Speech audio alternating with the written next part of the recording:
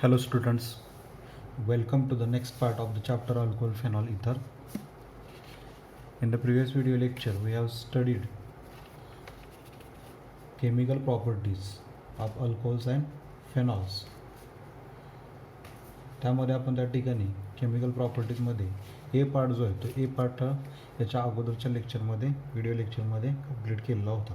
ए पार्टमध्ये आपण त्या ठिकाणी काय बघितलं होतं, laboratory test of alcohols and phenols. Laboratory test जे आहेत त्या अल्कोहोलचे आपण त्याच्यामध्ये स्टडी केले होते. त्यामध्ये त्या ठिकाणी लिटमस टेस्ट असेल किंवा त्या ठिकाणी रिॲक्शन जे आहे ती बेस बरोबरची रिॲक्शन आपण बघितली होती. त्याचबरोबर कॅरेक्टरिस्टिक टेस्ट जी आहे ती फेनॉलची ती एक स्टडी केली होती. आणि त्याच्यानंतर त्या ठिकाणी डिस्टिंग्विशिंग टेस्ट फॉर अल्कोहोल्स ही एक टेस्ट आपण त्या ठिकाणी लॅबोरेटरी टेस्ट बघितलेली होती. त्या तुम्हाला सांगितलं होतं खूप महत्त्वाची रिॲक्शन आहे लॅबोरेटरी टेस्टमध्ये. जर बघितलं एक तर डिस्टिंग्विशिंग टेस्ट कशाची, तर अल्कोहोलची, आणि दुसरी टेस्ट जी आहे ती म्हणजे त्या ठिकाणी कॅरेक्टरिस्टिक टेस्ट अल्कोहोल आणि फेनॉलची किंवा डिस्टिंग्विशिंग टेस्ट अल्कोहोल आणि फेनॉलची. ह्या दोन टेस्ट खूप महत्त्वाच्या आहेत. ठीक आहे. आता या लेक्चरमध्ये आपल्याला त्या ठिकाणी नेक्स्ट जो बी पार्ट जो आहे स्टेट बोर्डमधला बी पार्ट तो आपल्याला त्या ठिकाणी स्टडी करायचा आहे. आणि या बी पार्टमध्ये त्या ठिकाणी आपल्याला काय करायचं आहे, रिॲक्शन जे आहेत त्या रिॲक्शन कोणत्या स्टडी करायच्या आहेत. तर त्याच्यामध्ये अल्कोहोल जर बघितलं तर या अल्कोहोलमध्ये त्या ठिकाणी काय राहतो, आर आणि ओ एच हा तुमचा अल्कोहोलचा मॉलिक्यूल आहे. आता या बी पार्टमध्ये त्या ठिकाणी आपल्याला बघायचं आहे काय आहे तर रिॲक्शन होताना बॉन्ड क्लीव जो आहे तो बॉन्ड क्लीव होताना कुठला बॉन्ड क्लीव होणार आहे, हा ऑक्सिजन आणि हायड्रोजन हा बॉन्ड क्लीव होऊन म्हणजे हा जो बॉन्ड आहे तो हा बॉन्ड त्या ठिकाणी रिॲक्शनमध्ये जाणार आहे. लक्षात ठेवा, हा बॉन्ड जो आहे तो हा बॉन्ड इथून ब्रेक होणार आहे आणि ब्रेक झाल्यानंतर हे अल्कोहोलचे मॉलिक्युल्स जे आहेत हे रिॲक्ट होणार आहेत. म्हणजेच रिॲक्शन जे आहेत ह्या रिॲक्शनला आपण तिथे हेडिंग काय दिलं आहे, reaction due to breaking of OH bond. अल्कोहोलमधला OH बॉन्ड ज्यावेळेस ब्रेक होतो त्यावेळेस त्या ठिकाणी रिॲक्शन कोणत्या होतात त्या आपल्याला बघायचे. ठीक आहे. आता दुसरा महत्त्वाचा पार्ट याच्यामध्ये हा सुद्धा बॉन्ड आहे आर आणि ओ, हा आपण नेक्स्ट बघणार आहे. त्याच्यानंतर पुढचा जो पार्ट येणार आहे त्यामध्ये त्या ठिकाणी आर आणि ओ हा बॉन्ड ब्रेक झाल्यानंतर रिॲक्शन कशा होतात ते आपल्याला बघायचं आहे. आता महत्त्वाचा पॉईंट जो आहे तो म्हणजे त्या ठिकाणी कोणता आहे, ज्यावेळेस हा बॉन्ड ब्रेक होणार आहे त्यावेळेस त्या ठिकाणी काय होतं आहे बघा, ऑक्सिजन मोर इलेक्ट्रोनिगेटिव्ह आहे बरोबर. म्हणजेच हा बॉन्ड जो आहे तो मेनली शिफ्ट होताना कशावरती मेजरली शिफ्ट होईल तर या ऑक्सिजन ॲटमवरती शिफ्ट होणार आणि एच प्लस जो आहे तो एच प्लस लॉस्ट केला जाणार. हे अल्कोहोल असेल किंवा फेनॉल असेल, फेनॉलच्या केसमध्ये सुद्धा आपल्याला बघायचं आहे. ठीक आहे. म्हणजेच ज्यावेळेस एच प्लस लॉस्ट केला जातो त्यावेळेस त्या ठिकाणी ते काय करणार आहे तर ॲसिड जे आहे ते ॲसिड म्हणून बिहेव्स करणार, फेनॉल असेल किंवा अल्कोहोल असेल. ठीक आहे. आता याच्यामध्ये जर बघितलं तर या ठिकाणी पहिलीच पॉईंट जो आहे तो पहिलाच पॉईंट त्या ठिकाणी आपल्याला स्टडी करायचा आहे. कुठला, तर acidic character of alcohols and phenol. Acidic character आपण लॅबोरेटरी टेस्टमध्ये त्या ठिकाणी फिनिश केलेलंच आहे, बघितलेलं आहेच. पण त्या ॲसिडिक कॅरेक्टरमध्ये आपल्याला कन्क्लूड काय करता आलं, ॲसिडिक कॅरेक्टरच्या बाबतीत त्या ठिकाणी अल्कोहोलचं असेल किंवा फेनॉलचं असेल कुठं बघितलेलं आपण तर लॅबोरेटरी टेस्टमध्ये. तिथं आपण काय कन्क्लूड केलं की हे अल्कोहोल जे आहेत ते अल्कोहोल्स त्या ठिकाणी काय आहेत तर न्यूट्रल नेचरचे आहेत आणि हे तुमचे फेनॉल जे आहेत हे फेनॉल त्या ठिकाणी वीकली ॲसिडिक नेचरचे आहेत. आपण लिटमस टेस्टमध्ये सुद्धा बघितले. त्याचबरोबर रिॲक्शन विथ बेस ह्या दोन्ही पण रिॲक्शन्समध्ये त्या ठिकाणी आपण बघितलेलं आहे की त्या ठिकाणी अल्कोहोल हे जनरली न्यूट्रल्स असतात आणि फेनॉल जे आहेत हे फेनॉल त्या ठिकाणी वीकली ॲसिडिक असतात. आता त्याच्यानंतर महत्त्वाचा पार्ट तिथं आपण त्या ठिकाणी रिॲक्शन बघितलेलं आहे अल्कोहोलची कशाबरोबर, ॲक्टिव्ह मेटल्स बरोबर पण रिॲक्शन बघितलेले आहे.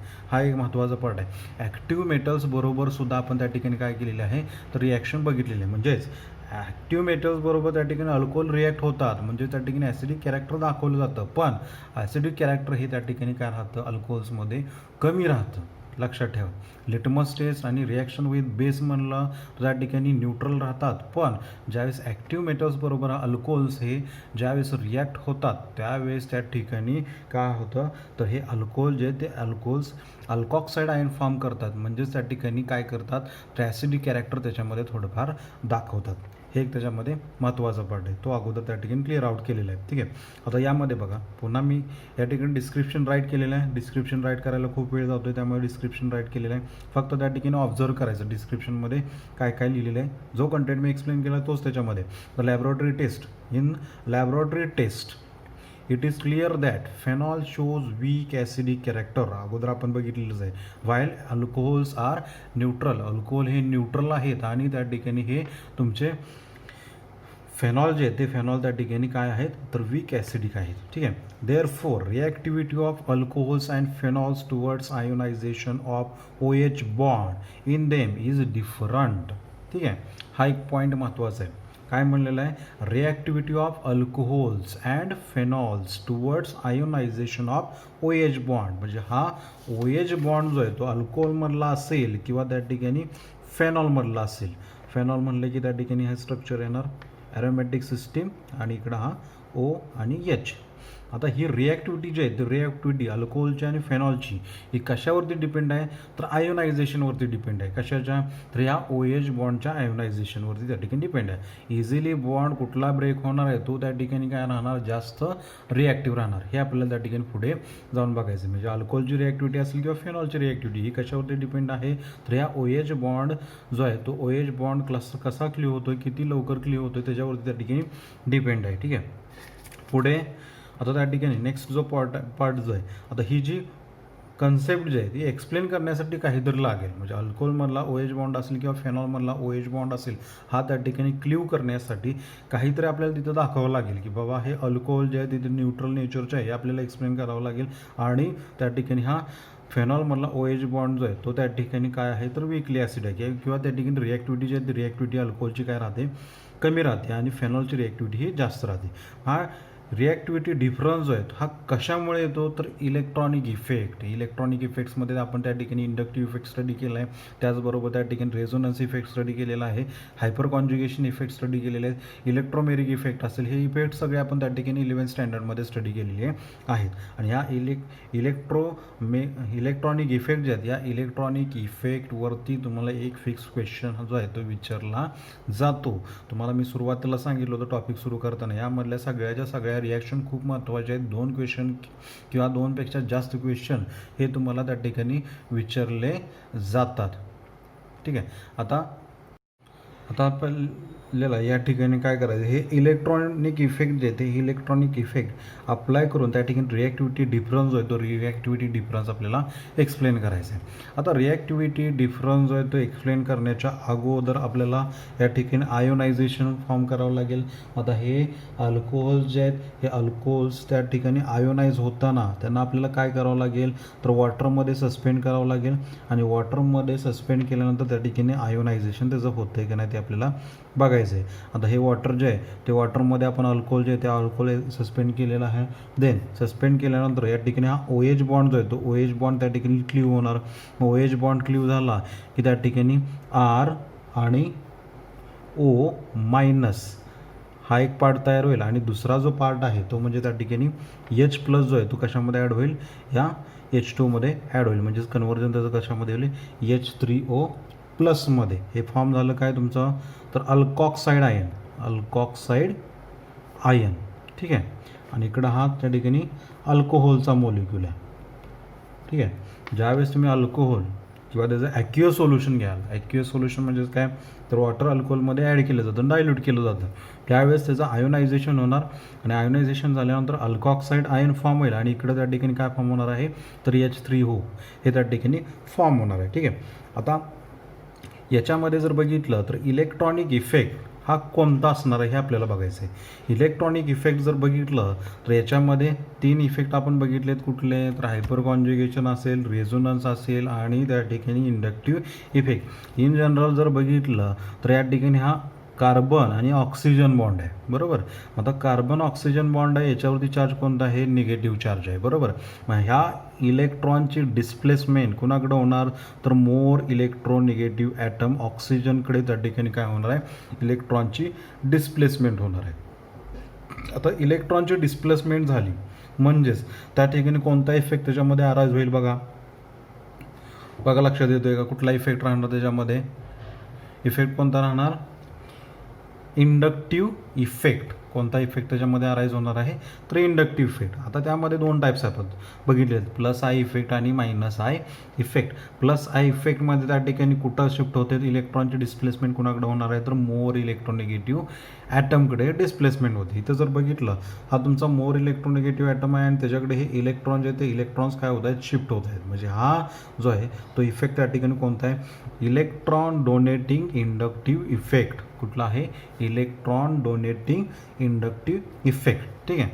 आता यामध्ये पुढचा पॉईंट जो आहे तो महत्त्वाचा आहे. आता हा इलेक्ट्रॉन डोनेटिंग इंडक्टिव्ह इफेक्ट जो आहे तो काय करतोय, तर या ठिकाणी या ऑक्सिजनवरती काय दिसतंय, तर इलेक्ट्रॉन डेन्सिटी जास्त दिसते. म्हणजेच ऑक्सिजनवरती चार्ज निगेटिव्ह आहे, इलेक्ट्रॉन डेन्सिटी काय राहणार, जास्तच राहणार आहे. आणि इकडं जर हा बॉन्ड जर बघितला तर इलेक्ट्रॉन डेन्सिटी काय करतो, त्याच्यावरती अजून वाढवतोय. बरोबर. मग इलेक्ट्रॉन डेन्सिटी जर अजून वाढत असेल तर त्या ठिकाणी हा स्टेबल होईल का अनस्टेबल होईल, हा महत्त्वाचा पार्ट आहे. याच्यावरती त्या ठिकाणी क्वेश्चन तुम्हाला CET नीट किंवा जेईला एकदा क्वेश्चन विचारलेला आहे. हा इफेक्ट जो आहे तो अंडरस्टँड करून घ्या व्यवस्थित. हा जो बॉन्ड आहे तो ऑक्सिजनवरती शिफ्ट झाला, म्हणजेच हे इलेक्ट्रॉन ऑक्सिजनवरती शिफ्ट जर झाले तर हा स्टेबल होईल का अनस्टेबल होईल, हा महत्त्वाचा पार्ट आहे. आता याच्यामध्ये जर बघितलं R आणि O मायनस, ठीक आहे, हे इलेक्ट्रॉन शिफ्ट झाले कुठं, ऑक्सिजन ॲटमकडे शिफ्ट झाले. आता इथला चार्ज आपल्याला काय करावं लागेल, वाढवावं लागेल, त्यावेळेस स्टेबिलिटी वाढेल का त्या ठिकाणी कमी करावं लागेल त्यावेळेस स्टेबिलिटी वाढेल. काय करावं लागेल बघा, तर चार्ज जो आहे तो चार्ज आपल्याला कमी करावा लागेल. म्हणजे हे इलेक्ट्रॉन जे आहेत, इलेक्ट्रॉन इकडे अल्काइल ग्रुपकडे गेले पाहिजेत, पण हे कुठे गेले, इलेक्ट्रॉन ऑक्सिजन ॲटमकडे. म्हणजे चार्ज अजून वाढला. बरोबर. चार्ज आपल्याला कमी करायचा आहे, निगेटिव्ह चार्ज, पण तो निगेटिव्ह चार्ज काय होतोय, अजून वाढतोय. इलेक्ट्रॉन जे आहेत ते इलेक्ट्रॉन शिफ्ट होत आहे कुठं, हे बॉन्डमधले तर ऑक्सिजनकडे. म्हणजे या ठिकाणी काय झालं, तर या ऑक्सिजन ॲटमला डिस्टेबलाइज केलं. काय केलं, डिस्टेबलाइज केलं. बरोबर. म्हणजे हा जो इफेक्ट जो आहे तो त्या ठिकाणी कुठला आहे, इलेक्ट्रॉन डोनेटिंग इंडक्टिव्ह इफेक्ट आहे.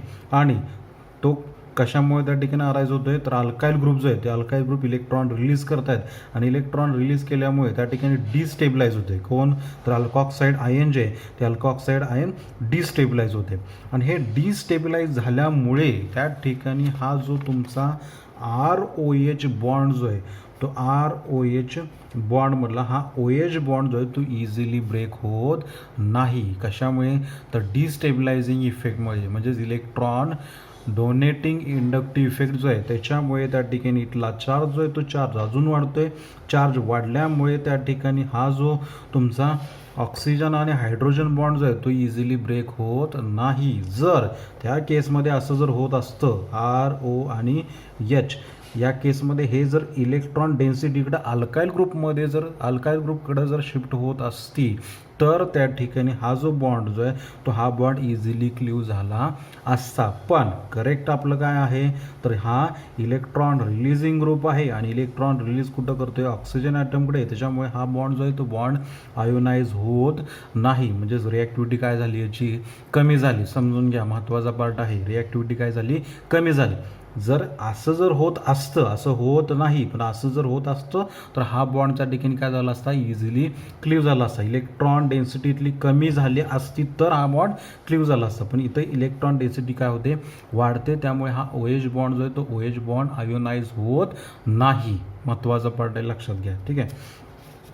तर नेक्स्ट बघा, त्याच्यानंतर इथं आपण डिफाईन केले. पुन्हा एकदा मी स्टेटमेंट रीड करतो. Electron donating inductive effect of alkyl group destabilize the alkoxide ion.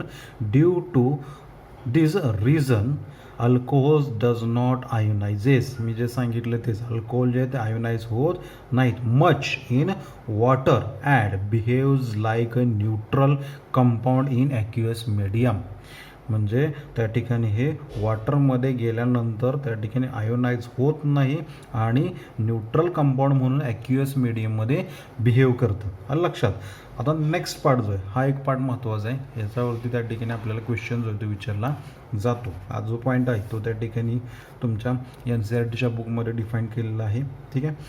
Acidic strength of alcohols. आता ॲसिडिक म्हणून सुद्धा बिहेव करतं. मी सुरुवातीला तुम्हाला सांगितलं होतं ॲसिड म्हणून त्या ठिकाणी हे बिहेव्स कधी करणार आहे, कधी बिहेव करणार आहे ॲसिड म्हणून, तर त्या ठिकाणी हे अल्कोहोल्स कशाबरोबर रिॲक्ट करावे लागतील, तर ॲक्टिव्ह मेटल्स बरोबर. आणि ज्यावेळेस ॲक्टिव्ह मेटल्स बरोबर त्या ठिकाणी रिॲक्ट होतील हे अल्कोहोलचे मॉलिक्यूल्स, त्यावेळेस त्या ठिकाणी ते अल्कोहोल जे ते अल्कोहोल्स ॲसिड म्हणून बिहेव्स करणार आहेत. बरोबर. आता या ठिकाणी मी रिॲक्शन डिफाईन करतोय. Reaction of alcohol with active metal explains the acidic nature of alcohol. म्हणजेच सपोज मी या ठिकाणी घेताना हा अल्कोहोलचा मॉलिक्यूल घेतला आहे आणि ॲक्टिव्ह मेटल्स मला माहीत आहेत, सोडियम असेल, पोटॅशियम असेल किंवा ॲल्युमिनियम असेल, त्याच्याबरोबर त्या ठिकाणी हे अल्कोहोल्स रिॲक्ट होतात. आता ॲक्टिव्ह मेटल्सबरोबर दोन मॉलिक्यूल अल्कोहोल घेतलेले आहेत आणि 2 सोडियम ॲटम घेतलेले आहेत. आता या ठिकाणी काय होईल, हा H+ जो आहे त्याला त्या ठिकाणी रिप्लेस कोण करेल, Na+, म्हणजेच त्या ठिकाणी काय फॉर्म होईल, twice R then O- Na+. अगोदर सुरुवातीला आपण बघितलेलं आहे बघा, ही आठवतंय का बघा, ही रिॲक्शन आपण बघितलेली आहे. आता यामध्ये जर बघितलं तर हे अल्कॉक्साईड फॉर्म झालं. बरोबर. अल्कॉक्साईड जे आहे ते अल्कॉक्साईड फॉर्म झालं. अलॉंग विथ दॅट डायहायड्रोजन गॅस जो आहे तो त्याच्यामधून लिबरेट होते. या केसमध्ये हे अल्कोहोल जे आहे ते अल्कोहोल त्या ठिकाणी ॲसिडिक कॅरेक्टर दाखवते. ॲक्युएस मीडियममध्ये आपण रिॲक्शन केलेली नाही. ॲक्युएस मीडियममध्ये न्यूट्रलच बिहेव करणार आहे, पण डायरेक्टली ज्यावेळेस तुम्ही ॲक्टिव्ह मेटलबरोबर हे अल्कोहोल ट्रीट करता त्यावेळेस त्या ठिकाणी ॲसिडिक कॅरेक्टर जे आहे ते ॲसिडिक कॅरेक्टर मात्र दाखवलं जातं. आता हे ॲसिडिक स्ट्रेंथ जे आहे त्याच्यावरती क्वेश्चन तुम्हाला जेईला किंवा नीटला विचारला जातो. मग ॲसिडिक स्ट्रेंथ जर बघितलं तर या ॲसिडिक स्ट्रेंथमध्ये अल्कोहोलचं त्या ठिकाणी काय होतं हे आपल्याला स्टडी करायचं आहे. ॲसिडिक स्ट्रेंथ जी आहे ती कशावरती डिपेंड आहे, तर नंबर ऑफ अल्काईल ग्रुप्सवरती त्या ठिकाणी डिपेंड आहे. जेवढे जास्त अल्काईल ग्रुप्स असतील तेवढा त्या ठिकाणी तो मॉलिक्यूल जो आहे तो मॉलिक्यूल काय राहणार आहे, वीक ॲसिडिक राहणार आहे. जेवढे कमी अल्काईल ग्रुप असतील तेवढा त्या ठिकाणी तो अल्कोहोल मॉलिक्यूल काय असणार आहे, तर ॲसिडिक जास्त असणार आहे. तर मी डिफाईन केले, acidic strength of alcohols decreases. Acidic strength जे आहे ते डिक्रीज होणार आहे as the number of alkyl groups in the alcohol molecules goes on increasing. म्हणजेच काय, तर ॲसिडिक स्ट्रेंथ अल्कोहोलची ही डिक्रीज होत जाणार, कमी कमी होत जाणार. कशी कमी होत जाणार आहे, जसजसे त्या ठिकाणी नंबर ऑफ अल्काईल ग्रुप्स त्या ठिकाणी वाढत जातील तसतसे त्या ठिकाणी ॲसिडिक स्ट्रेंथ जे आहे ते कमी होत जाणार आहे. लक्षात. आणि मॉलिक्यूल जे त्याच्यामध्ये अल्कोहोल जे आहेत त्या अल्कोहोल्समध्ये आपल्याला त्या ठिकाणी बघायचं. ठीक आहे. आता यामध्ये बघा, इथं मी डिफाईन करतो ऑर्डर. ROH हा एक मी मॉलिक्यूल राईट केला. ठीक आहे. Then R, then CH, R, then इकडं OH राईट करतो मी. देन थर्ड मॉलिक्यूल बघा, R, देन C, R आणि ROH. आता या स्ट्रक्चरमध्ये तुम्हाला काय ऑब्झर्व होतं ते अगोदर अंडरस्टँड करा. स्ट्रक्चर जे आहे ते स्ट्रक्चर किंवा हे जे मॉलिक्यूल जे आहे तुम्ही पुन्हा राईट करू देतो, R राईट केलं तरी चालेल, म्हणजे लक्षात येईल तुम्हाला. RCH2OH. ठीक आहे. आता हे 3 स्ट्रक्चर जे आहेत ते व्यवस्थित ऑब्झर्व करा. या स्ट्रक्चरमध्ये काय दिसतं आहे, तर हे प्रायमरी अल्कोहोल आहे. बरोबर. हे प्रायमरी अल्कोहोल आहे. देन हे कोणतं आहे, सेकंडरी अल्कोहोल आहे. आणि हे कोणतं आहे तुमचा या ठिकाणी टर्शरी अल्कोहोल आहे. आता या तिघांमध्ये आपल्याला अगोदर इलेक्ट्रॉनिक इफेक्ट आपण स्टडी केलेला आहे, डिटेलमध्ये एक्सप्लेनेशन दिलेलं आहे. काय होतं आहे ते बघा. त्याच्यामध्ये प्रायमरी अल्कोहोलच्या केसमध्ये जर बघितलं तर इलेक्ट्रॉन रिलीजिंग ग्रुप कुठं आहे, हा आहे. बरोबर. इलेक्ट्रॉन रिलीज करेल. पुन्हा हा सुद्धा इलेक्ट्रॉन रिलीजिंग आहे. तो कोणाकडे रिलीज करणार आहे इलेक्ट्रॉन, तर या OH कडे रिलीज करणार आहे. हे एक झालं. इथं जर बघितलं इथं एकच आहे. आता इथं जर झालं, या मॉलिक्यूलमध्ये जर बघितलं किंवा या स्ट्रक्चरमध्ये जर बघितलं, अल्काईल ग्रुप किती झाले, तर 2 झाले. अल्काईल ग्रुप काय झाले, तर वाढले. पुन्हा इकडे हे इलेक्ट्रॉन शिफ्ट होणार आहे ऑक्सिजन ॲटममध्ये. या मॉलिक्यूलमध्ये जर बघितलं तर अल्काईल ग्रुप किती आहेत, R ग्रुप किती आहेत, 3 आहेत. म्हणजे इकडे त्या ठिकाणी इलेक्ट्रॉन डेन्सिटी वाढली. आता तिघांमध्ये कम्पेअर करा. इलेक्ट्रॉन डेन्सिटी सगळ्यात जास्त कुठे असणार आहे,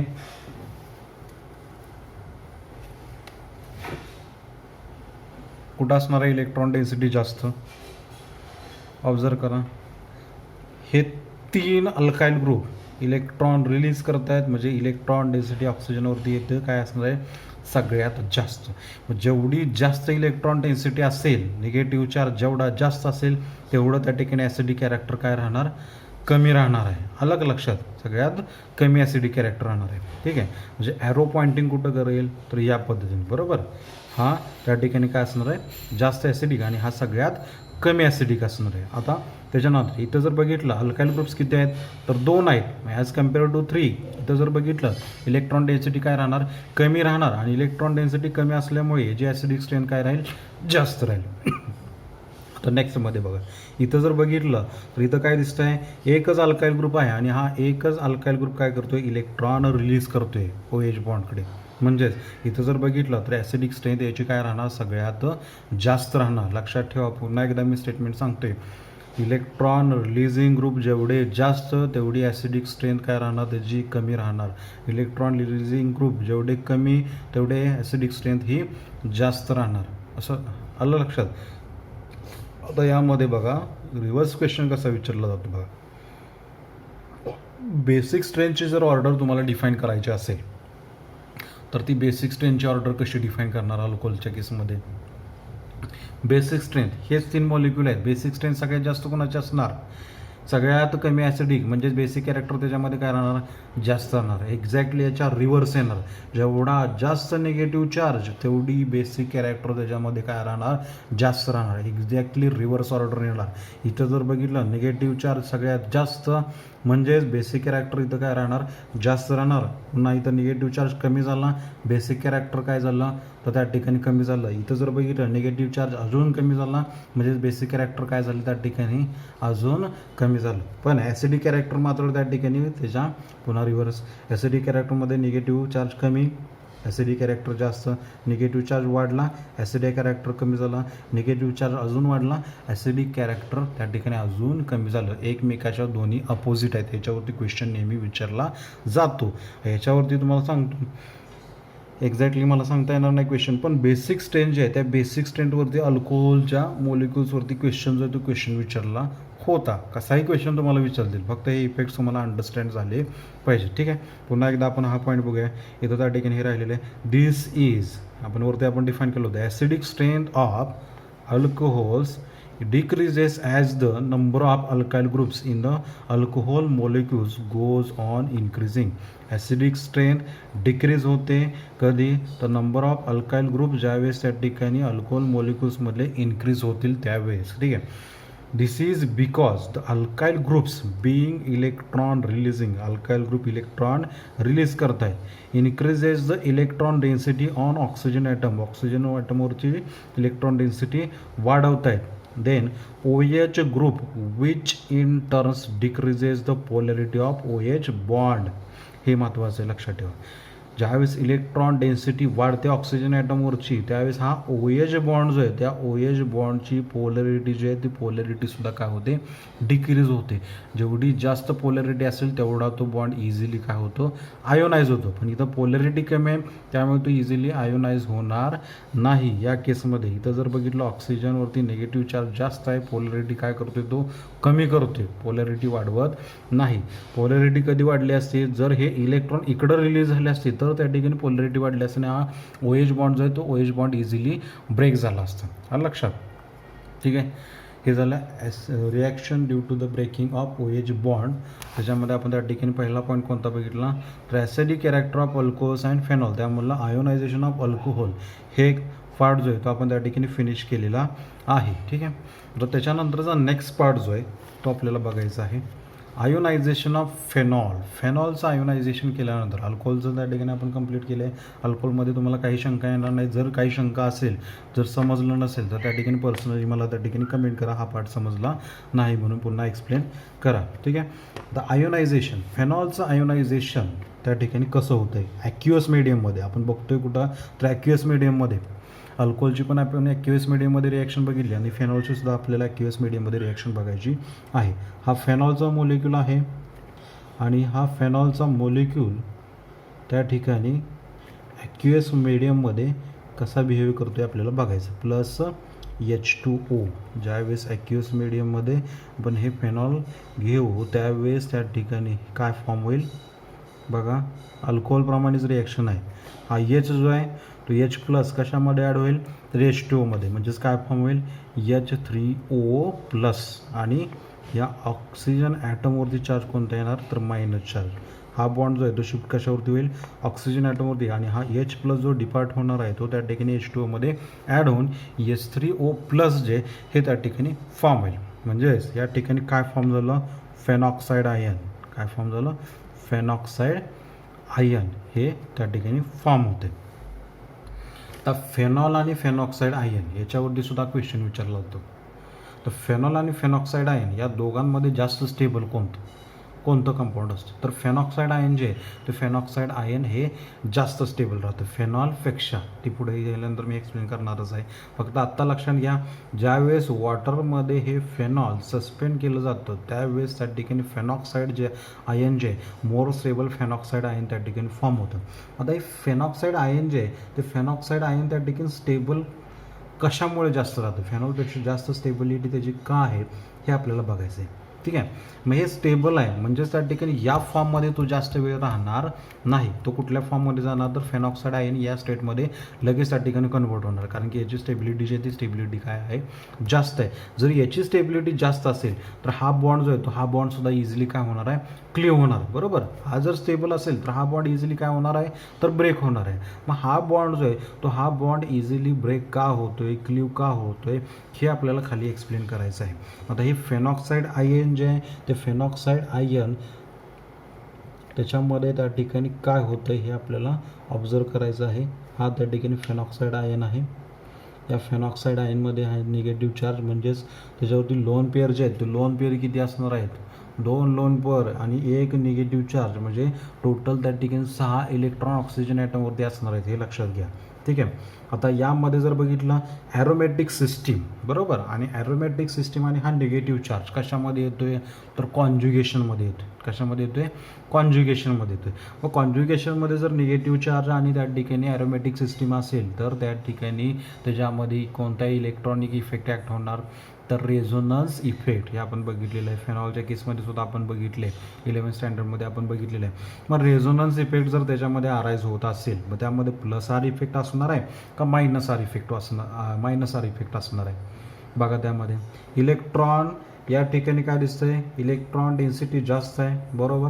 मग इलेक्ट्रॉन डेन्सिटी कुठं आहे तर कॉन्ज्युगेशनमध्ये म्हणजेच ही इलेक्ट्रॉन डेन्सिटी कुठं शिफ्ट होणार तर या ॲरोमॅटिक सिस्टीमकडे शिफ्ट होणार. म्हणजे सबस्टिट्युएंटकडून त्या ठिकाणी हे इलेक्ट्रॉन डेन्सिटी शिफ्ट होणार ॲरोमॅटिक सिस्टीमकडे.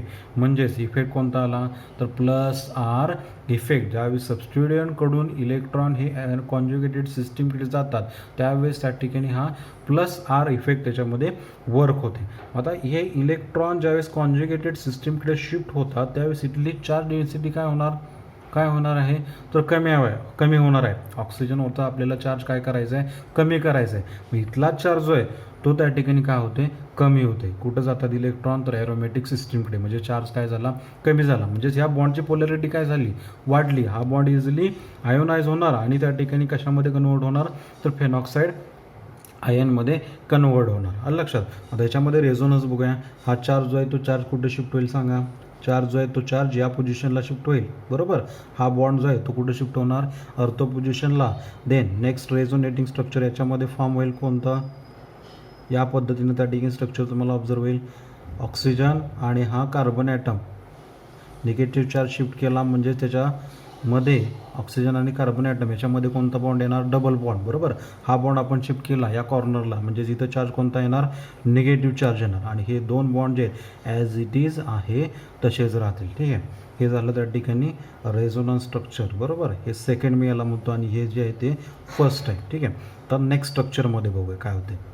हा चार्ज पुन्हा पुढे सर्क्युलेट होणार आहे या पोझिशनला येईल. पुन्हा हा जो बॉन्ड आहे तो कुठे शिफ्ट होणार आहे तर या पोझिशनला शिफ्ट होईल इथं. लक्षात आलं. म्हणजे नेक्स्ट रेझोनेटिंग स्ट्रक्चर जे ते या पद्धतीने तुम्हाला मिळेल. डबल बॉन्ड ऑक्सिजन ॲटम आहे तसंच राहणार. फक्त आपण हा इलेक्ट्रॉन जे आहेत हे इलेक्ट्रॉन्स या 2 कार्बन ॲटमच्या मध्ये शिफ्ट केलं म्हणजेच इथं डबल बॉन्ड जो आहे तो डबल बॉन्ड अराईज झाला आणि हा डबल बॉन्ड जो आहे तो या कॉर्नरला आपण शिफ्ट केला म्हणजे निगेटिव्ह चार्ज कुठं आला तर या पोझिशनला आला. हे झालं थर्ड रेझोनेटिंग स्ट्रक्चर. ठीक आहे. हा बॉन्ड जो आहे तो ॲज इट इज आहे तसंच राहील. इथला आपण तो शिफ्ट केलेला नाही. नेक्स्ट केसमध्ये रेझोनेटिंग स्ट्रक्चर बघा. हा पुन्हा इलेक्ट्रॉन पेअर जे आहे ती या पोझिशनला शिफ्ट होईल आणि हा पाय बॉन्ड जो आहे तो पुढे डिलोकलाइज होणार आहे. रेझोनन्स म्हणजेच काय, delocalization of lone pair or pi electron, त्याचं त्या ठिकाणी डिलोकलायझेशन होतं. लोन पेअर आणि पाय इलेक्ट्रॉनचं डिलोकलायझेशन होते बघा, इथून आपण त्या ठिकाणी पुढे बघतोय. ठीक आहे, तर या स्ट्रक्चरमध्ये हा डबल बॉन्ड ओ जो आहे तो ॲज इट इज आहे तसाच राहील.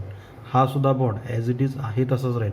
पण हा चार्ज आपण कुठे शिफ्ट केला, तर या पोझिशनला शिफ्ट केला, म्हणजे हा नवीन बॉन्ड या ठिकाणी अराईज होईल. आणि हा बॉन्ड आपण कुठे शिफ्ट केला, या कॉर्नरला शिफ्ट केला, म्हणजेच या ठिकाणी इलेक्ट्रॉन डेन्सिटी शिफ्ट होणार आहे. ठीक आहे, हे झालं त्या ठिकाणी फोर्थ स्ट्रक्चर. आणि फायनल स्ट्रक्चरमध्ये जर बघितलं तर त्या ठिकाणी काय होईल, फायनल स्ट्रक्चरमध्ये पुन्हा हा चार्ज जो आहे तो इथं सर्क्युलेट होईल, पुढे शिफ्ट होईल आणि हा बॉन्ड जो आहे तो पुन्हा ऑक्सिजन ॲटमवरती येईल. आता या स्ट्रक्चरमध्ये काय होते बघूया. ठीक आहे, हे बॉन्ड ॲज इट इज आहे तशीच राहणार, त्याच्यामध्ये आपण कुठलाही आरो दाखवलेला नाही. आता या पोझिशनची जी इलेक्ट्रॉन पेअर जी आहे तर आपण शिफ्ट केली कुठे, तर या पोझिशनला शिफ्ट केली, बरोबर. पुन्हा हा बॉन्ड जो आहे तो सर्क्युलेट कुठे केला, ऑक्सिजन ॲटमवरती, म्हणजे ऑक्सिजनवरती चार्ज कोणता आला, निगेटिव्ह चार्ज आला. आता पहिलं स्ट्रक्चर आणि शेवटचं जे स्ट्रक्चर आहे, पाचवं स्ट्रक्चर, या दोन स्ट्रक्चरमध्ये डिफरन्स काय दिसतोय तो बघा अगोदर. डिफरन्स बघा, दोघांमध्ये काय डिफरन्स आहे व्यवस्थित ऑब्झर्व करा. डिफरन्स काय दिसतोय, पहिल्या स्ट्रक्चरमध्ये जर ह्या रिंगमधल्या बॉन्डची पोझिशन जर बघितली आणि पाचव्या स्ट्रक्चरमधल्या रिंगमधल्या बॉन्डची पोझिशन जर बघितली तर ती त्या ठिकाणी काय दिसते, डिफरंट दिसते. म्हणजेच काय झालं, इलेक्ट्रॉनचं डिलोकलायझेशन झालं. जर इलेक्ट्रॉनचं डिलोकलायझेशन होत असेल तरच त्या ठिकाणी हे बॉन्ड जे आहे ते बॉन्डची अरेंजमेंट काय होते, चेंज होते. आता यामध्ये काय दिसते, तर बॉन्डच्या पोझिशन चेंज झालेले दिसत आहेत, म्हणजे त्या ठिकाणी रेझोनन्स त्याच्यामध्ये आहे, प्लस आर इफेक्ट आहे. प्लस आर इफेक्टमुळे त्या ठिकाणी काय करतोय, तर फेनॉक्साईड आयन जे ते फेनॉक्साईड आयन काय होते, मोर स्टेबल. म्हणजे ज्यावेळेस तुम्ही फेनॉलला वॉटरमध्ये सस्पेंड कराल त्यावेळेस लगेच त्या ठिकाणी काय होणार आहे, हे वीक बेसिक फेनॉक्साईड आयन जे फेनॉक्साईड आयन जे ते फेनॉक्साईड आयन त्याच्यामध्ये फॉर्म होणार आहे. लक्षात, फेनॉक्साईड आयन का फॉर्म होणार आहे, तर त्याच्यामध्ये रेझोनन्स जे ते रेझोनन्समुळे त्या ठिकाणी काय होतं आहे, तर त्याला स्टेबिलिटी जी आहे ती स्टेबिलिटी जास्त मिळते. म्हणजेच या बॉन्डची पोलॅरिटी काय झाली, तर वाढली. फेनॉक्साईड आयन जे आहे ते मोर स्टेबल आहे, त्यामुळे हा बॉन्ड जो आहे तो इझिली क्लीव होणार आणि इझिली क्लीव झाल्यामुळे त्या ठिकाणी या बॉन्डची पोलॅरिटी जी आहे ती पोलॅरिटी काय होणार आहे, तर जास्त राहणार. कशामुळे पोलॅरिटी वाढली, पुन्हा एकदा सांगतो, इलेक्ट्रॉनचं शिफ्टिंग कुठं झालं, ॲरोमॅटिक सिस्टीमकडे. निगेटिव्ह चार्ज काय झाला, कमी झाला. निगेटिव्ह चार्ज कमी झाल्यामुळे ह्याची बॉन्डची पोलॅरिटी काय झाली, तर वाढली. हेच आपल्याला तिथं एक्सप्लेन करायचं होतं. इथं मी खाली स्टेटमेंट्स लिहिलेले आहेत, ते स्टेटमेंट्स आहेत मी एक्सप्लेन केली. बघा ते स्टेटमेंट्स काय दिले, phenoxide ion the conjugated base of phenol is a resonance stabilized. Phenoxide ion जे आहे त्या ठिकाणी काय आहे, तर कॉन्जुगेटेड बेस आहे. कशाचा, तर फेनॉलचा आहे, बरोबर. म्हणजे हे ॲसिड म्हणून बिहेव करते आणि हा त्या ठिकाणी बेस आहे. ज्यावेळेस ॲसिड आपण वॉटरमध्ये ॲड करू त्यावेळेस त्या ठिकाणी कॉन्जुगेटेड बेस त्याचा फॉर्म होतो. हा त्याचा काय आहे, तर कॉन्जुगेटेड बेस आहे, बरोबर. आणि हा कॉन्जुगेटेड बेस जो आहे तो कॉन्जुगेटेड बेसला त्या ठिकाणी काय केलं जातं, रेझोनन्सनं स्टॅबिलाइज केलं जातं. कशाने, तर रेझोनन्सनं स्टॅबिलाइज केलं जातं by delocalization of the negative charge. Negative charge जो आहे तो निगेटिव्ह चार्ज काय होतो त्या ठिकाणी डिलोकलाइज होतं आणि त्यामुळे त्या ठिकाणी हा फेनॉक्साईड आयन जे आहे ते फेनॉक्साईड आयन स्टेबल होते. ठीक आहे, therefore phenol ionizes in aqueous medium and thereby shows a weak acidic character. हे एक महत्त्वाचं आहे बघा. Therefore phenol ionizes in aqueous medium and thereby shows a weak acidic character. इथं आपण एक्सप्लेनेशनवरती दिलेलं आहे, ते स्टेटमेंट आपण त्या ठिकाणी शेवटी मेन्शन केलेलं आहे. आता क्वेश्चन बघा कसा आहे, फेनॉल जास्त ॲसिडिक का त्या ठिकाणी अल्कोहोल जास्त ॲसिडिक असणार, दोघांमध्ये कम्पेअर करायचं झालं तर कोण असणार जास्त ॲसिडिक, तर फेनॉल जे ते फेनॉलचे ॲसिडिक कॅरेक्टर हे जास्त राहणार. कशामध्ये, तर वॉटरमध्ये किंवा ॲक्युअस मीडियममध्ये. आणि अल्कोहोल जर बघितलं तर त्या ठिकाणी वॉटरमध्ये किंवा ॲक्युअस मीडियममध्ये बिहेव्स काय करणार आहे, न्यूट्रल मॉलिक्यूल म्हणून त्या ठिकाणी बिहेव्स करणार आहे. पण फेनॉल ॲसिडिक अल्कोहोल जे आहे ते अल्कोहोल त्या ठिकाणी ॲसिडिक कॅरेक्टर कधी शो करतो, होतं तर त्या ठिकाणी ॲक्टिव्ह मेटल्स बरोबर ज्यावेळेस रिॲक्ट होईल त्यावेळेस मात्र त्या ठिकाणी अल्कोहोल जे ते अल्कोहोल त्या ठिकाणी ॲसिडिक कॅरेक्टर दाखवतात. हे एक लक्षात ठेवा. ह्याच्यावरती क्वेश्चन तुम्हाला विचारला जाऊ शकतो. दोन्ही पण पॉईंट खूप महत्त्वाचे आहेत. ह्याच्यावरती क्वेश्चन बऱ्याच वेळा विचारलेला आहे, त्यामुळे पुन्हा पुन्हा मी रिपीट करतो आहे. ठीक आहे, काय अडचण असेल तर त्याच्यामध्ये विचारा. बऱ्यापैकी त्या ठिकाणी क्लिअर केलेले आहेत पॉईंट्स. त्यामध्ये बुकमध्ये एक क्वेश्चन दिलेलं आहे बघा, त्याचं सोल्युशन पण दिलेलं आहे. जस्ट आपण त्या ठिकाणी रिवाईज करूया.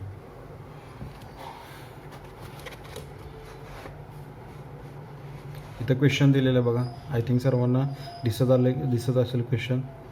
Arrange the following compound in a decreasing order of acid strength and justify काय करायची गरज नाही. आपल्याला फक्त त्या ठिकाणी काय करायचं आहे, तर ॲसिडिक स्ट्रेंथ जे आहे ते ॲसिडिक स्ट्रेंथ सगळ्यात जास्त कशामध्ये आणि सगळ्यात कमी कशामध्ये हे आपल्याला बघायचं आहे. ठीक आहे, आता इथं जर बघितलं तर इथं त्या ठिकाणी 4 मॉलिक्युल्स दिलेले आहेत. हे 4 मॉलिक्युल्स मी त्या ठिकाणी एका पेजवरती असाइन करतो. पहिला मॉलिक्यूल जो आहे तो पहिला मॉलिक्यूल कोणता दिला आहे, CH3 देन CH2OH हा एक मॉलिक्यूल दिला आहे. दुसरा मॉलिक्यूल जो आहे तो याच्यामध्ये कोणता दिला आहे, CH3 thrice COH, CH3 thrice COH हा एक दुसरा मॉलिक्यूल दिला आहे. तिसरा मॉलिक्यूल जो आहे तो त्या ठिकाणी C6H5OH इथं दिलेला आहे, म्हणजे ॲरोमॅटिक सिस्टीम आणि त्याला डायरेक्टली OH ग्रुप म्हणजेच फेनॉलचा मॉलिक्यूल आहे.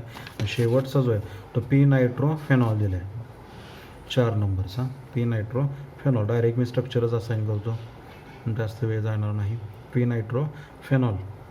नायट्रो ग्रुप कुठं आहे तर पॅरा पोझिशनला, कशाच्या, OH ग्रुपच्या पॅरा पोझिशनला आहे. ठीक आहे, आणि नंतर याचं सुद्धा स्ट्रक्चर मी इलॅबोरेट करतो. कार्बन ॲटम त्याला त्या ठिकाणी 3 हे CH3 ग्रुप जे आहेत ते CH3 ग्रुप अटॅच आहेत. आता याच्यामध्ये त्या ठिकाणी आपल्याला ॲसिडिक स्ट्रेंथ जे आहे ते ॲसिडिक स्ट्रेंथ याच्यामध्ये डिफाईन करायचं. पुन्हा बघा question, arrange the following compounds in decreasing order of acidic strength. Decreasing order आपल्याला लावायची. ठीक आहे, आता ही डिक्रीजिंग ऑर्डर आपल्याला डिफाईन करायची आहे. आता मगाशी आपण बघितलेले आहेत इलेक्ट्रॉनिक इफेक्ट. आता इलेक्ट्रॉनिक इफेक्ट कुठले कुठले आहेत आणि कोणत्या मॉलिक्यूलमध्ये कुठला इफेक्ट वर्क होतो आहे आपण अगोदर डिफाईन करूया. प्लस हा इफेक्ट बरोबर. इथं सुद्धा त्या ठिकाणी कुठला इफेक्ट असणार आहे, प्लस हा इफेक्टच असणार आहे. या ठिकाणी जर बघितलं तर प्लस R इफेक्ट असेल आणि इथं सुद्धा त्या ठिकाणी कोणता इफेक्ट असणार आहे, प्लस R इफेक्टच असणार आहे. ठीक आहे, आता या 4 मॉलिक्युल्समध्ये आपल्याला डिफाईन करायचं आहे की ॲसिडिक कॅरेक्टर कुठ्या कशामध्ये जास्त आहे आणि ॲसिडिक कॅरेक्टर कशामध्ये कमी आहे. बघा मगाशी सांगितलेलं आहे त्या पद्धतीने 2 अगोदर त्या ठिकाणी स्ट्रक्चर आहेत याच्यामध्ये. एक त्या ठिकाणी अल्कोहोलचं आहे आणि दुसरे जे स्ट्रक्चर, 2 स्ट्रक्चर अल्कोहोलचे आहेत आणि 2 स्ट्रक्चर कशाचे आहेत, फेनॉलचे. त्यांना अगोदर सेपरेट आउट करूया. पहिलं स्ट्रक्चर आणि दुसरं स्ट्रक्चर हे कशाचं आहे, फर्स्ट अँड सेकंड स्ट्रक्चर अल्कोहोलचं आहे बरोबर. देन थर्ड आणि फोर्थ स्ट्रक्चर जे आहे ते फेनॉलचं आहे. सेपरेशन बघा, थर्ड आणि फोर्थ स्ट्रक्चर जे आहे ते फेनॉलचं. मग आता आपण त्या ठिकाणी अगोदर डिफाईन केलेलंच आहे काय, तर फेनॉलची ॲसिडिक कॅरेक्टर हे त्या ठिकाणी जास्त राहतं. म्हणजे थर्ड आणि फोर्थ याच्यामध्ये ॲसिडिक कॅरेक्टर काय राहणार, जास्त राहणार. हे ॲसिडिक कॅरेक्टर याच्यामध्ये जास्त राहील. इथं त्या ठिकाणी मोर म्हणतो, मोर ॲसिडिक मोर, आणि इथं त्या ठिकाणी काय राहणार, लेस ॲसिडिक. हे अगोदर आपण फाइंड आउट केलं. अगोदर काय करायचं आहे आपल्याला दाखवताना त्या ठिकाणी कोणते ऑर्डर सांगितले त्याने, डिक्रीजिंग ऑर्डर जे आहे ते डिक्रीजिंग ऑर्डर त्याच्यामध्ये डिफाईन करायचे. मग डिक्रीजिंग ऑर्डर डिफाईन करताना अगोदर सुरुवातीला आपल्याला त्या ठिकाणी कोणता राईट करावं लागेल, तर सगळ्यात जास्त ॲसिडिक कोणता आहे. आता ॲसिडिक सगळ्यात जास्त कोणता, तिसरा असेल का चौथा असेल, अगोदर आपण आयडेंटिफाय केलं, शॉर्टिंग केलं. शॉर्टिंगमध्ये काय आपल्याला ऑब्झर्व झालं, तर या दोघांमध्ये ॲसिडिक कॅरेक्टर हे जास्त राहणार, कारण की हे दोन्ही पण फेनॉलचे मॉलिक्युल्स आहेत बरोबर. आता ह्या दोघांमध्ये आपल्याला त्या ठिकाणी ॲसिडिक कॅरेक्टर सगळ्यात जास्त कोण दाखवेल हे आपल्याला सांगायचं. हा जो आहे इलेक्ट्रॉन इथं रिलीज करणार आहे, हा सुद्धा इलेक्ट्रॉन इथं रिलीज करणार आहे. पण इकडं जर बघितलं तर NO2 ग्रुप आहे, इकडं त्या ठिकाणी प्लेन सिस्टीम आहे. NO2 ग्रुप त्या ठिकाणी काय राहतो, इलेक्ट्रॉन विड्रॉईंग इफेक्ट दाखवतो बरोबर. इलेक्ट्रॉन NO2 ग्रुप काय करणार आहे, विड्रॉ करणार आहे. इलेक्ट्रॉन विड्रॉ केले म्हणजे इथला बॉन्ड जो आहे तो बॉन्ड काय झाला, मोर पोलर झाला बरोबर. हे जे सपोज मी या ठिकाणी काय करतो, हा ऑक्सिजन ॲटम डिफाईन करतो, देन हा हायड्रोजन ॲटम. आता हा बॉन्डमधले ह्या सिस्टीममधले इलेक्ट्रॉन कोण विड्रॉ करतं, हे NO2 ग्रुप. म्हणजेच इथले सुद्धा इलेक्ट्रॉन कुठे शिफ्ट होणार आहेत, ॲरोमॅटिक सिस्टीमकडे, आणि हे सुद्धा इलेक्ट्रॉन कुठे शिफ्ट होणार आहेत, या नायट्रो ग्रुपकडे शिफ्ट होणार. म्हणजे हा बॉन्ड जो आहे तो बॉन्ड त्या ठिकाणी काय राहणार, मोर पोलर, आणि मोर पोलर असल्यामुळे त्याच्यामध्ये ॲसिडिक कॅरेक्टर काय राहील तर जास्त राहील. म्हणजे पहिल्यांदा त्या ठिकाणी कोण येणार आहे तर 4th येईल, बरोबर. सगळ्यात जास्त ॲसिडिक कॅरेक्टर या 4thमध्ये असेल. देन नेक्स्ट कोणता येणार तर 3rdच येणार. इथं त्या ठिकाणी कुठलाही विड्रॉईंग इफेक्ट त्याच्यामध्ये नाही. या NO2 ग्रुपसारखं या ठिकाणी इफेक्ट आहे कुठला नाही, कुठल्याच ग्रुपचा इफेक्ट नाही, प्लेन सिस्टीम आहे. म्हणजेच त्या ठिकाणी 4 नंतर कोण येईल तर 3rd येईल. ठीक आहे, हे 2 क्लिअर आउट झाले. देन नेक्स्ट आता या 2 केसमध्ये जर बघितलं तर त्या ठिकाणी कोणता येणार आहे, अगोदर कोणता येईल आणि नंतर कोणता येईल हे आपल्याला त्या ठिकाणी डिफाईन करायचं आहे. मागाशी सांगितलं होतं अल्काईल ग्रुप जेवढे जास्त तेवढं त्या ठिकाणी ॲसिडिक स्ट्रेंथ त्याची काय राहणार तर कमी राहणार. अल्काईल ग्रुप जेवढे कमी तेवढी त्या ठिकाणी ॲसिडिक स्ट्रेंथ काय राहणार जास्त राहणार. या केसमध्ये जर बघितलं हे 3 अल्काईल ग्रुप्स आहेत. हे 3 अल्काईल ग्रुप्स काय करत आहेत, इथं चार्ज जो आहे तो चार्ज वाढवत आहेत. इथं जर बघितलं तर एकच अल्काईल ग्रुप आहे तो त्या ठिकाणी काय करतो चार्ज वाढवतोय. मग त्या ठिकाणी ह्याची ॲसिडिक स्ट्रेंथ काय राहणार सगळ्यात कमी राहणार आणि याची सगळ्यात जास्त राहील. म्हणजे 3rd नंतर 1st येईल आणि 1st नंतर त्या ठिकाणी कोणाला 2nd येणार. बघा पुस्तकामध्ये त्याचं एक्सप्लेनेशन दिलेलं आहे, बुकमध्ये सुद्धा बघा तुम्हाला इथं सुद्धा एक्सप्लेन केलेलं आहे. याच्यावरती क्वेश्चन तुम्हाला विचारला जातो. ही झाली ॲसिडिक स्ट्रेंथ. बेसिक स्ट्रेंथ याच्या एक्झॅक्टली काय असणार आहे रिव्हर्स. पहिल्यांदा कोण येणार 2nd, नंतर 1st, नंतर 3rd आणि 4th. कसाही क्वेश्चन विचारला तर त्या ठिकाणी तुम्हाला ॲन्सर देता आलं पाहिजे. ठीक आहे, आय होप तुम्हाला हे पॉईंट जे आहेत ते एक्सप्लेन केलेले समजले असतील, अंडरस्टँड झाले असतील. जर समजलं नसेल तर पुन्हा मला त्या ठिकाणी पर्सनली त्या ठिकाणी कमेंट जे आहेत ते कमेंट पाठवा. ठीक आहे, थँक्यू.